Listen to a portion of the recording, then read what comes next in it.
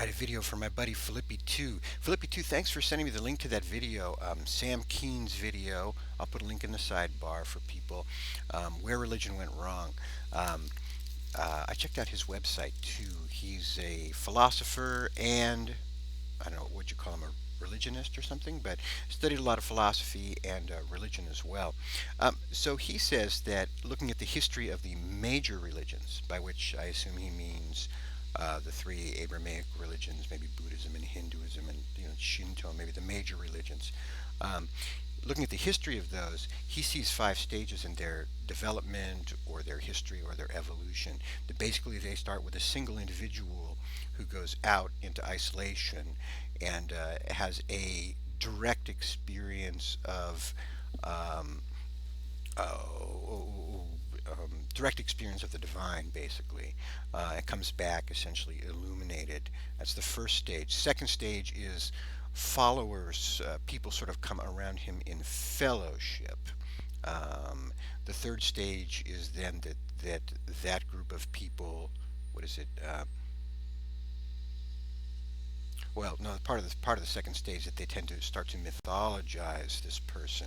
Third stage is that then theologies begin and people start to think systematically about the points of the religion or the insights that the original person had and maybe the people in fellowship had. Uh, Fourth, then an institution is created in order to preserve the truth of and the stories of this original person. Um, and then those institutions in the fifth stage eventually start vying for power with secular institutions or whatever other institutions may have power. So you have these five stages. He says the remaining four, which we usually think of as religions, are actually errors. That the only truly uh, religious, valid religious, or the fundamental uh, religious core is the original insight, the what he calls uh, uh,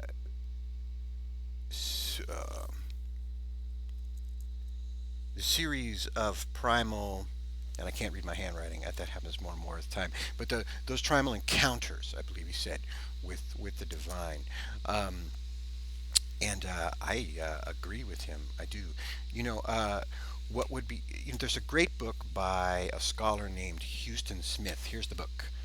The World's Religions by Houston Smith. Houston Smith studied and was a scholar in comparative religion. Wrote a number of books on the similarities between religions, and wrote at least one book on the differences between religions, which I haven't read that one yet.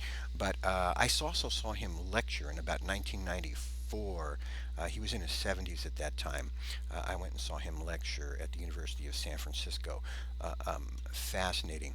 Um, this book, he goes through summarizing the major religions. It's a fascinating book. So he goes through Hinduism, Buddhism, Confucianism, Taoism, Islam, Judaism, Christianity, and he has a final chapter. Well, not the final chapter, but the next to the last chapter is on primal religions. Um, of tribal people and primal people, aboriginal people, and it's actually fascinating because it shows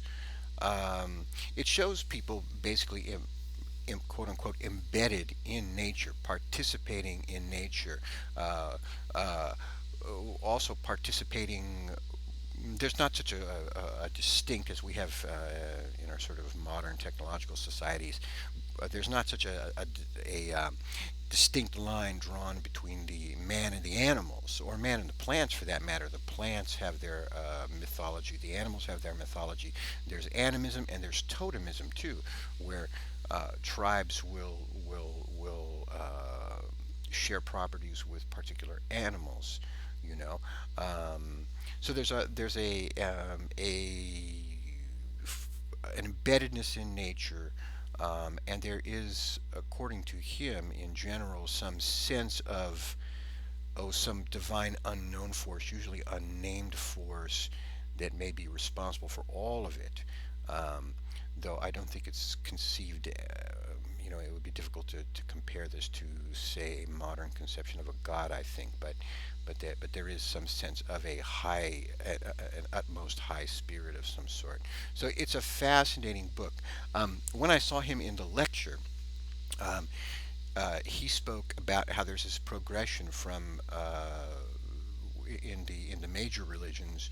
You start out with once you get past this, you for some reason, however, we emerged out of the tribal or primal state to the modern religions. There's usually a progression of polytheism, then to monotheism, and you might want to put Manichaeism in there too, where there's two gods, good and evil, in struggle. So you have many gods, two gods, monotheism, one God, which is at the stage our religions are at today. But he also mentioned that in all of the large monotheistic systems, there tends to be a small internal group, um, a mystical tradition where you have a small number of people who are actually trying to connect with the divine, uh, in a deeper way, say, and I don't know if it's deeper, but rather than sort of prayer, rather than communication of two separate beings, trying to merge with divinity, to identify with divinity and to merge with divinity. And they're Christian mystics, Islamic mystics, Sufis.